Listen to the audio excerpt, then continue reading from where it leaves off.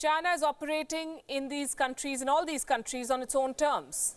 The contracts go to Chinese contractors, the jobs go to Chinese nationals. In fact, that's a prerequisite. If you want Chinese money, you have to give all these jobs to Chinese nationals. But in many countries, involving Chinese workers was a bad idea, and Beijing is learning this the hard way.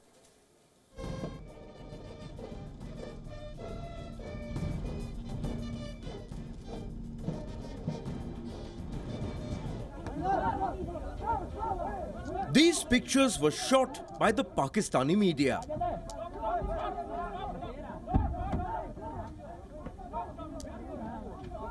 In 2018, Chinese engineers got into a scuffle with the local police. It happened at one of the sites of the China-Pakistan Economic Corridor, or CPEC. But what are Chinese engineers doing in Pakistan? Several of them are employed in Belt and Road Initiative projects around the world. The Chinese footprint is steadily growing in Pakistan. More than 40,000 of them are believed to be living there. China expects that number to grow. So it is planning to build a colony in Gwadar. Last year, several reports claimed that an exclusive township will come up in Gwadar.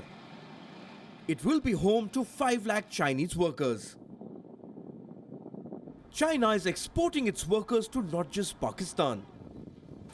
Almost every Belt and Road Initiative project is using Chinese talent. It was a prerequisite for Chinese aid for several countries. A similar scenario is playing out in Africa.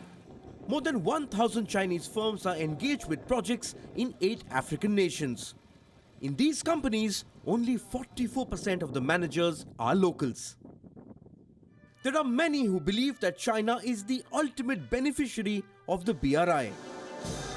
The infrastructure projects have an excessive reliance on Chinese employees. As a result, locals in several BRI countries are angry. Anti-China sentiments are growing in countries like Laos and Turkmenistan.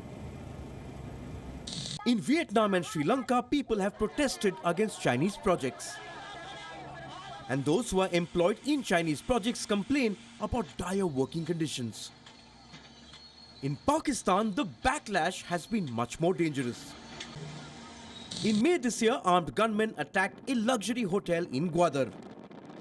This hotel is frequented by top government officials and Chinese citizens working on the BRI projects. In April, Chinese assets were attacked for a third time in less than a year. Social harmony is essential for economic growth. While the countries participating in BRI projects have defended the Chinese aid, their own citizens are expressing their anger against the one-sided agreements. China's debt diplomacy is now an increasing source of debate around the world. Public anger could turn these Chinese projects into a loss-making enterprise. Bureau Report, Wion, World is One.